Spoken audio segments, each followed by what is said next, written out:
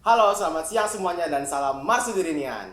Di kesempatan kali ini kami anak jurnalistik sedang berkumpul di luar ruangan yang biasanya kami berada dalam ruangan melakukan liputan dan membuat artikel. Di kesempatan kali ini kami berkumpul untuk mendengar pengalaman dari seseorang yang sudah berpengalaman di dalam dunia jurnalistik yang pastinya akan mampu untuk pengalamannya membuat kami menjadi seorang jurnalis yang lebih baik. Namun sebelumnya saya akan membacakan susunan acaranya terlebih dahulu. Yang pertama akan ada pembuka dari MC selaku saya sendiri, dan yang kedua ada doa pembuka dari teman saya Selin, dan yang ketiga akan ada sesi talk show yang akan dipandu oleh moderator, dan doa penutup yang akan diwakilkan oleh Ricci, dan akan ada sesi foto bersama. Kalau gitu silakan Selin untuk memandu doa pembuka. Teman-teman, Kak Rendi dan para guru, marilah kita bersatu jalan doa. Dalam nama Bapa dan Putra dan Roh Kudus, amin. Allah Bapa kami yang Maha Kuasa, kami bersyukur padamu karena telah memberikan kami kesempatan untuk memulai acara ini. Kami mohon bimbinganmu dalam melaksanakan acara kami hari ini, supaya dapat berjalan dengan lancar hingga acara kami selesai. Demi Kristus Tuhan kami, amin. Dalam nama Bapa dan Putra dan Roh Kudus, amin. Oke, terima kasih Selin atas doa pembukanya. Kalau begitu acara bisa langsung saya serahkan kepada moderator. Benat, dipersilakan. Baik Nathan, terima kasih atas kesempatannya. Halo semuanya, pada kesempatan kali ini saya Anfield Bernard akan memandu kita semua untuk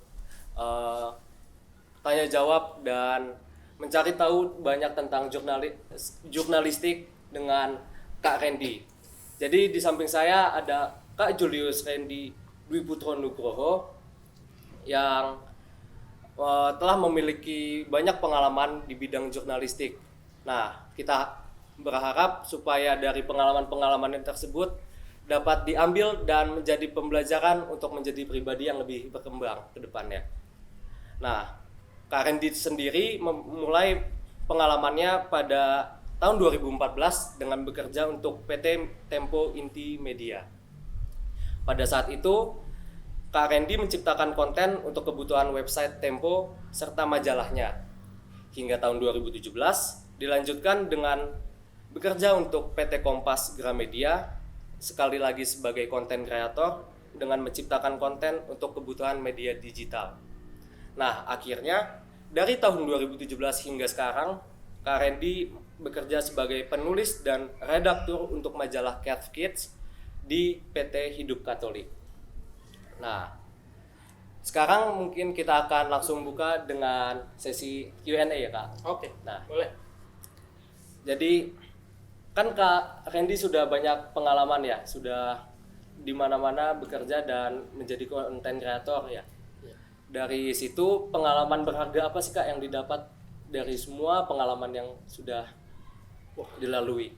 Kalau ditanya soal pengalaman apa ya, pasti banyak banget ya. Mungkin nggak bisa dijabarkan dalam sesi yang singkat ini, nggak bisa. Tapi yang pasti pengalaman ini memberi saya banyak kemampuan untuk bisa menciptakan sebuah konten untuk menjadi sebuah berita seperti itu. Dan perlu saya jelasin dikit nih ya. Jadi sebelumnya saya itu lebih banyak untuk sebagai jurnalistik foto, baru habis itu beralih ke tulis. Jadi bisa dibilang pengalaman saya agak lengkap nih, nggak hanya nulis tapi juga jurnalistik foto kayak gitu. Jadi pengalamannya di hampir semua bidang begitu ya? Iya, jadi kalau jurnalistik itu ada dua tuh, jurnalistik tulis, yang nulis ciptakan berita, yang nulis, sama yang foto, atau yang video sekarang ditambah dengan video. Ditambah gitu. dengan video begitu. Kayak gitu sih. Baik sekali, terima kasih Kak Randy. Dan untuk dari teman-teman ekskul jurnalistik, dipersilakan untuk bertanya. Aku mau nanya deh Kak, Oke. apa sih yang membuat kakak itu tertarik untuk menjadi seorang jurnalis? Oh, kenapa tertarik jadi jurnalis? Iya. Oke, jadi sebelumnya itu bisa dibilang ini nggak sengaja nih jadi jurnalis. Oke, jadi waktu zaman saya masih SMA sampai SMP, cita-cita saya itu jadi fotografer. Betul. Gitu. Jadi saya kuliah tuh S1-nya fotografi. Setelah itu ada program magang nih. Nah, program magang itu yang saya manfaatin. Saya magangnya pertama kali itu di Kompas. Gitu. Nah, di Kompas kok waktu magang itu kok enak ya jadi jurnalis. Kita ketemu banyak orang-orang yang mungkin kita kalau bukan jurnalis kita nggak bisa temuin gitu. Kayak karena saya banyak berkecimpung di dunia jurnalis militer atau yang bisa dibilang perang ya. Jadi ketemu kayak Panglima TNI, terus Menteri Pertahanan. Jadi apa ya, pengalaman itu yang buat saya wah kayaknya jadi jurnalis nih seru. Nah setelah lulus ya udah langsung deh terjun jadi jurnalis kayak gitu. Kasih Kak. Iya. Boleh dari audiens semua untuk mulai bertanya. Oke, aku nanya lagi deh Kak. Oke. Kalau kesah sebagai jurnalis tuh apa aja sih Kak? Oke, kalau jurnalis itu yang perlu kalian tahu tuh bisa dibilang jam kerja kita tuh nggak kayak kantoran gitu. Kalau misalnya tiba-tiba kalian nih kerja dari jam 8 sampai jam setengah 5 lah. Tiba-tiba ada berita yang benar-benar penting. Nah, kalian harus hadir gitu. Nah, jadi kalau kalian pengen kerja yang jamnya itu udah pasti, yang Sabtu Minggu itu pasti libur, itu kayaknya nggak bisa tuh gitu. Jadi jurnalis tuh kerjanya kayak gitu. Yang kedua apa suka dukanya tadi ya? Iya. Sukanya itu ya tadi sudah saya jelasin. Dukanya kita harus tangguh ya. Jadi apalagi kalau kita ketemu narsum yang mungkin saat itu dia jaga jarak atau ada berita yang memang dia nggak pengen diberitain tuh. Nah bagaimana caranya kita bisa nembus dia nih? Nah itu pasti dia akan buat kita jadi wawancara tuh susah atau apa. Nah itu yang harus kita sebagai jurnalis tuh harus tangguh. Jadi nggak boleh nyerah. Kalau misalnya narasumber satu ini buntu, kita harus cari narasumber lainnya. Gitu. Jadi kalau kalian berharap jadi jurnalis bisa kerja santai, kayaknya bukan ini deh yang harus kalian cari. Gitu. Oke, makasih Kak Randy. Ada lagi nih teman-teman? Ya. Gimana cara kakak menghadapi berbagai narasumber dengan sifat dan karakter yang berbeda-beda? Oke, jadi saya ingat tuh jadi senior saya tuh di Kompas selalu bilang kalau kita sebagai jurnalis kita tuh nggak boleh nggak pede sama narasumber. Kayak misalnya tadi ya pertanyaannya, kalau misalnya narasumber itu nolak. Nah, kadang tuh nolak tuh bisa karena appearance atau penampilan kita tuh nggak meyakinkan si narsum nih. Ini serius nih dengan penampilan gini dia mewawancarai saya. Nah, itu salah satunya ya. Kita harus bisa percaya diri dulu dong dari penampilan juga harus rapi dan kalau bisa sebisa mungkin kita harus punya background check dulu sama narsumnya. Jadi kita udah punya backgroundnya nih sebelum kita wawancara dia. Jadi dia sebagai narsum tuh juga merasa senang, oh ini orang nggak sekedar nanya doang gitu, dia udah gali kita gitu. Kayak gitu sih. Iya. Ada lagi yang mau ditanyakan? Skill yang perlu ditingkatin buat jadi jurnalis itu Skill yang paling penting ya, yang paling penting tuh harus punya rasa ingin tahu yang besar gitu. Kalian harus punya tingkat kepo tuh lebih tinggi daripada orang-orang pada umumnya, karena tugas kalian tuh mencari berita gitu. Yang kedua itu kemampuan untuk ngobrol, kepercayaan diri itu tadi, karena kadang kita kalau ketemu kayak misalnya itu pertama kali tuh saya ketemu sama Panglima TNI, saya harus wawancara dia, sedangkan saya tuh baru masuk bisa dibilang baru jadi jurnalis tuh 5 tahun, pasti kalau orang bilang tegang atau nervous juga. Nah itu juga sangat mempengaruhi gitu. Nanti narsumnya akan jadi lebih santai atau enggak, atau jadi kayak gimana sih kalau kamu diwawancara sama orang yang nggak pede sama dirinya sendiri, kan pasti nggak enak ya, pembicaraan juga nggak ngalir. Kayak gitu tuh paling penting. Sama yang ketiga ya harus banyak baca ya, banyak baca. Jadi dengan banyak baca tuh kita akan kasih pertanyaan yang berkualitas. Gitu. Itu kuncinya sih. Iya. Ada lagi? Iya. Selain tadi kita bilang kan kehidupan jurnaling itu sibuk. Iya. Nah, cara biar balance jurnal sama kehidupan pribadi itu gimana? Oke. Kalau ini tergantung dari kantor beritanya. Kalau kalian kerja di kantor berita ya, karena kan sekarang jurnalis juga agak bias nih sebenarnya. Jadi konten kreator tuh sebenarnya bisa juga dibilang jadi jurnalis nih sebagai konten kreator. Tapi kalau yang kerja di kantor berita biasanya ada sistem shift kerja. Nah kalau saya tuh dulu di majalah ini pengalaman di Tempo, biasanya kita kalau hari weekdays Senin sampai Jumat Itu ada hari yang biasanya kita ambil libur, misalnya antara Kamis atau Selasa. Terus Sabtu Minggunya ada yang salah satunya yang masuk. Paling itu sih. Kalau bagi waktu ya memang agak susah sih. Bagi waktu agak susah. Jadi kebanyakan kalau yang udah senior, mereka naik jabatannya jadi redaktur. Mereka nggak lagi di lapangan gitu. Nah yang di lapangan ini yang lebih sibuk ya dibanding yang redaktur. Karena redaktur itu fungsinya untuk menyaring berita. Jadi kalian yang di lapangan nanti nyari berita. Ketika kalian udah tulis, dikirim ke redaktur. Nah nanti redaktur itu dan editor itu ya akan membuat beritamu jadi layak tayang gitu. Jadi kalau misalnya kamu nanya apakah akan terus nggak ada waktu, nggak juga. Kalau kalian ya itu tadi naik tahap ke redaktur, ke editor, kalian lebih punya banyak waktu sih karena kerjanya 9 to 5 sih gitu. Iya. Ada lagi? Ya. Ada nggak sih kayak tips and trick gitu, kayak misalnya bagi kita yang memula biar kayak jadi kayak kakak sekarang? Yang pasti saya jujur saya juga dalam tahap masih belajar ya, karena bisa dibilang pengalaman saya juga belum banyak kalau dibandingkan jurnalis yang lebih senior. Yang pasti kuncinya satu, perjalanan menjadi seorang jurnalis itu nggak mudah, itu tantangannya banyak. Kalau kalian kayak tadi ya mencari kerja yang santai, terus yang gajinya gede, saya sarankan nggak ambil profesi ini. Tapi kalau kalian mau menekuni, ya itu kuncinya, pantang nyerah aja. Karena tekanan kerjanya itu nggak hanya dari narsum, karena dari redaktur, kayak dari editor itu juga nuntut. Kenapa nih kamu beritanya, saya minta beritanya soal ini, kenapa kamu nggak dapat narsum ini nih? Nah, bayangin nih, kamu di kantor dimarahin nih, kenapa kamu nggak dapat narsum ini? Coba kamu kejar narsumnya, kamu juga dia nggak mau wawancara, coba kamu bayangkan betapa susahnya kan saat itu.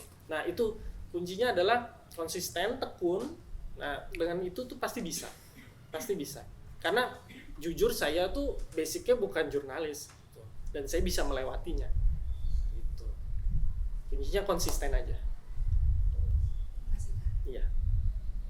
Oke, aku mau nanya lagi Kak. Oke. Kak pernah nggak kayak dapat narasumber yang dimana dia tuh sebenarnya gak mau diberitain tapi beritanya udah ke up dan dia tuh nggak senang dengan hal itu? Apakah akan komplain ke kakak atau gimana gitu Kak? Kalau komplain ya ke kita karena beritanya kita Ya, tayangkan. misalnya itu pengen jadi privacy, tapi malah tiba-tiba ke up gitu Kak. Oke. Kalau dalam jurnalis tuh ada yang namanya istilah off the record.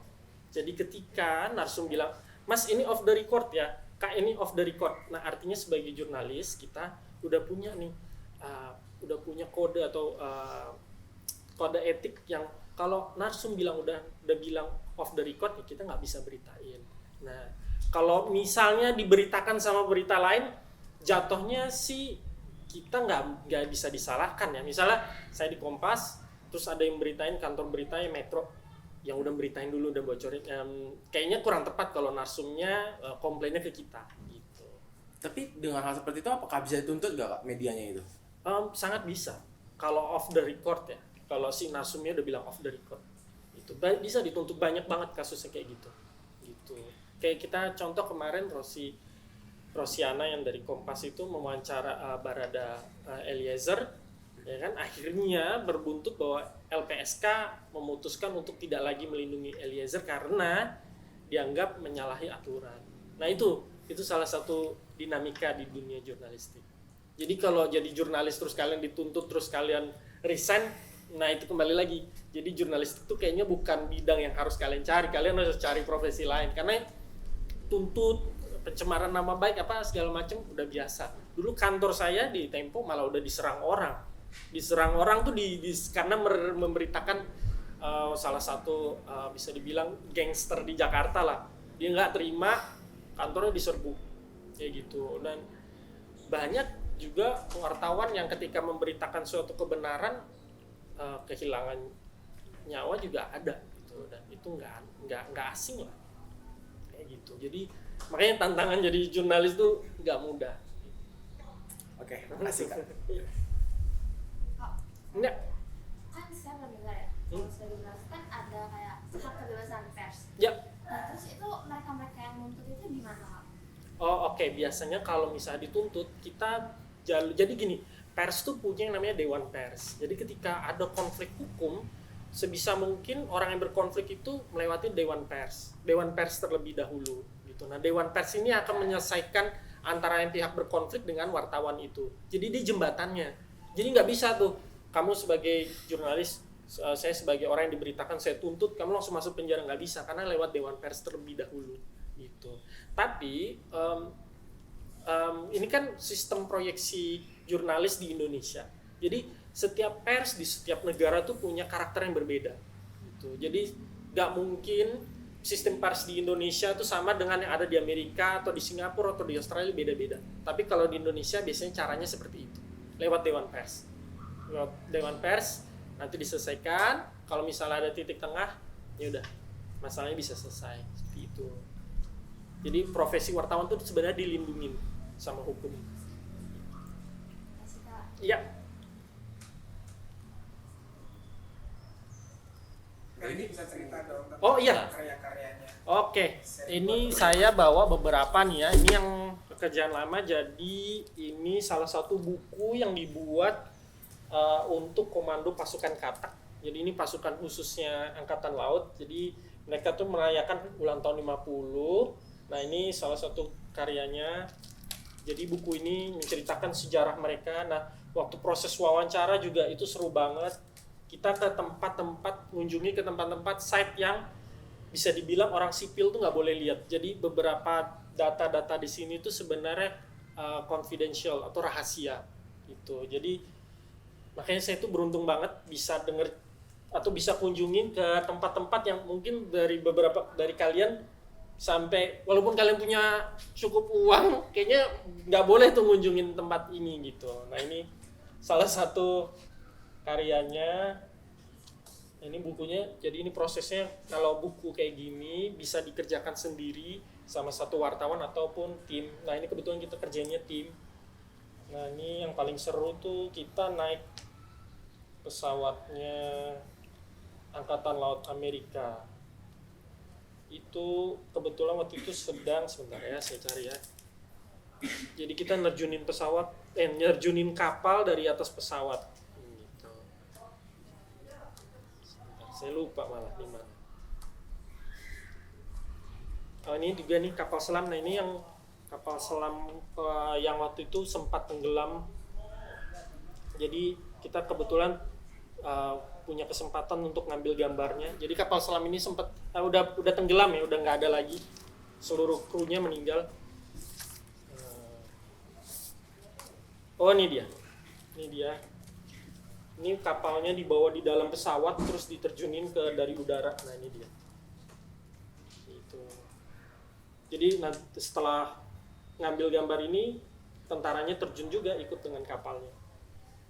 Gitu. Nah kebetulan karena kita ini lebih ke militer, jadi resikonya cukup tinggi.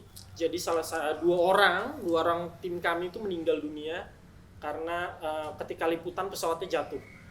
Gitu. Jadi kalau kalian pengen terjun ke dunia jurnalistik militer ataupun wartawan perang, itu salah satu resiko kehilangan nyawa.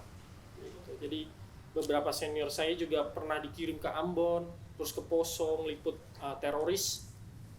Nah yang ini yang di Poso ya, diambilnya. Poso tuh ada gerakan teror dari Santoso, kalau kalian pernah dengar. Nah ini dia nih di Poso, Operasi Tinombala. Nah ini, jadi kalau kalian jurnalis militer tuh kalian ke tempat-tempat kayak gini. Ini makanya kita blurin. Nah ini yang off the record yang saya bilang, bahwa beberapa dari mereka ini nggak boleh dipublish. Gitu.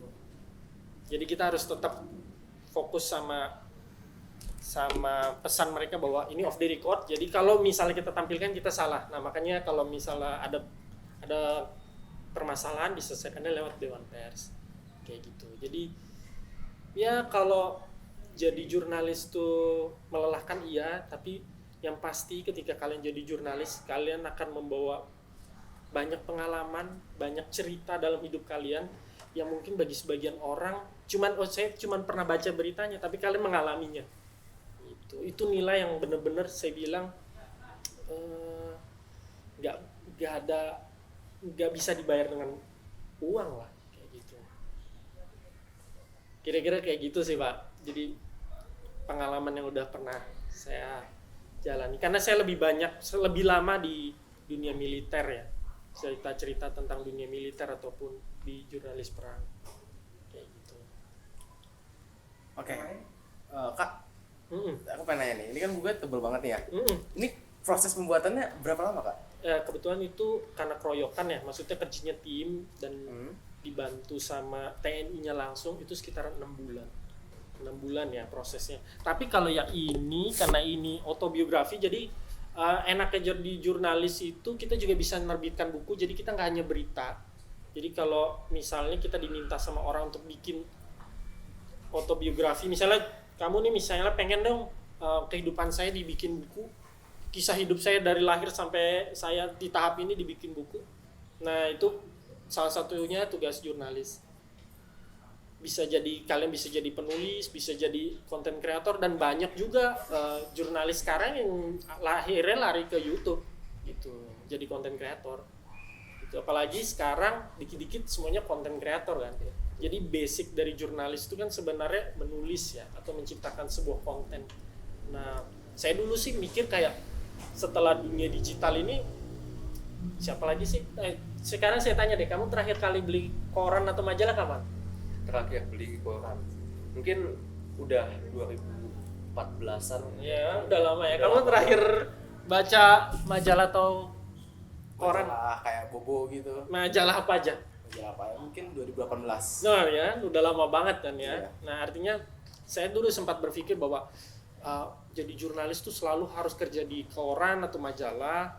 Terus ketika adanya sosial media nih, kayaknya kehidupan jurnalis ini bakal suram. Ternyata saya salah, bahwa sekarang jurnalis ataupun content creator yang disebutnya sekarang beralih. Mereka sendiri atau jurnalis sendiri juga bisa menghasilkan berita untuk medianya sendiri gitu. Kita nyebutnya kalau di dunia itu, di dunia jurnalistik, homeless media namanya. Kalau kalian punya akun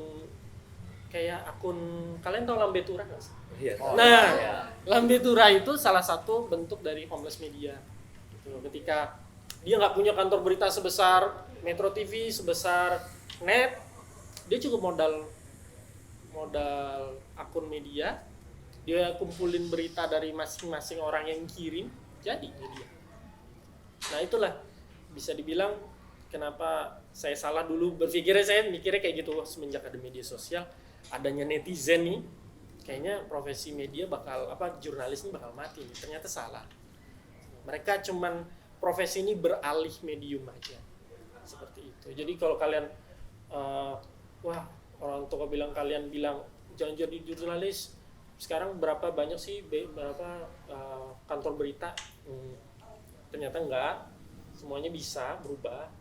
Kayak ya yang tadi saya bilang ya, Lambe Tura lah ya, siapa sih yang nggak tahu Lambe Tura? Atau tahu vokatif nggak sih? Nah itu salah satu bentuk dari jurnalis. Nah itu anak-anak muda sekarang lebih adaptif ya terhadap media sosial dibanding yang di zaman saya. Jadi jangan putus asa, jadi jurnalis nggak akan mati kok, selama kalian pintar berkreasi ataupun pintar kreatif menghadapi tantangan zaman. Mediumnya mungkin nanti media sosial udah nggak laku, ada media lain. Jadi kebutuhan orang tuh akan sebuah informasi itu nggak akan pernah mati. Jadi selama kebutuhan informasi itu selalu ada, jurnalis akan selalu ada. Gitu. Nah Kak, alat apa aja sih Kak yang biasa Kakak bawa buat ngeliput suatu berita gitu Kak? Oke, kalau alat standar, kalau berita ya. Kalau berita dengan perkembangan teknologi sekarang, HP sih cukup ya. HP cukup. Kalau dulu memang karena keterbatasan alat, jadi di zaman saya itu teknologi HP nggak secanggih sekarang, jadi butuh kamera kayak gini. Terus kalau di zaman senior saya dulu ngirim berita tuh pakai telefax, jadi nggak bisa tuh pakai WA, jadi dia bawa kayak alat komputer, nanti connect pakai sambungan telepon, beritanya baru terkirim. Kalau sekarang lebih gampang banget, di di HP kita udah punya kamera video yang bagus, kamera HP boba, itu kan udah bagus banget tuh. Terus kalian udah bisa langsung nulis, bisa langsung masuk ke intranet. Jadi setiap kantor berita punya intranet sendiri yang bisa akses ke website mereka. Nah, kalian bisa langsung kirim. Terus kalau video juga kalian bisa langsung merekam. Kalaupun mau ngerekam suara juga udah bisa, udah banyak apps-nya. Jadi kebantu banget nih sekarang jurnalis sekarang gitu. Memang kalian ada yang pengen jadi jurnalis? Mungkin kita belajar dulu ya, jadi Oke. mungkin kedepannya kita bisa pakai pengalaman-pengalaman ini buat bikin Konten suatu baru. karya atau konten begitu ya. Iya, benar-benar. Jadi itu tadi ya kuncinya. Selama kebutuhan informasi masih ada, profesi jurnalis tuh nggak mati sih. Nggak akan mati. Iya. Bahkan kalau sekarang mungkin kalian pernah dengar chat GPT itu, Oh, iya. AI, Iya. kan banyak yang bilang bahwa wah semenjak ada GPT ini profesi jurnalis akan mati nih, konten-konten lebih gampang dibuat. Iya memang, tapi yang mewawancarai narasumber siapa? Iya. Itu dia. Kebutuhan akan sentuhan manusia itu pasti selalu ada. Tuh. Secanggih apapun AI, dia tidak akan bisa mengalahkan dari niat ataupun kemampuan manusia untuk yaitu mencari informasi itu, investigasi ataupun meluluhkan hati seorang narasumber yang nggak mau diwawancara, pasti nggak bisa lewat AI, Betul. lewat manusia. Gitu. Oke. Nah, kalau kakak kan sekarang lagi berkecimpung di Iya. majalah Katolik ya? Iya. Betul. Nah, kalau kedepannya gimana kak? Mungkin mau dilanjutin atau balik lagi ke jurnalistik militer gitu kak? Oh, yang pasti sih saya menekunin yang sekarang karena ini dunia yang sangat baru. Ini kan Katolik ya. Ini jadi dari yang sebelumnya ini masuk hutan, Iya. terus ketemu tentara, terus sekarang harus ke dunia yang baru. Nah, ini justru saya kayak menemukan tempat bermain baru ya. Gitu ya? Iya, jadi banyak hal yang saya belum pernah ketahui nih. Saya malah makin gali sih gitu. Jadi untuk balik ke militer kayaknya enggak deh. Kayaknya ini juga nggak kalah menarik gitu. Jadi bisa dapat hal-hal yang baru, lebih Iya. banyak lagi ya? Iya, itu dia. Jadi jadi jurnalis itu juga gampang adaptif gitu. Kalau kalian jadi jurnalis karena kalian bisa aja misal kalian akan masuk kantor berita ataupun apa, kalian misalnya pertama di desk itu kayak bagian yang ngurusin berita-berita ekonomi, atau bisa kalian kalau yang suka konser-konser tuh biasanya hiburan. Nah, nanti bisa di rolling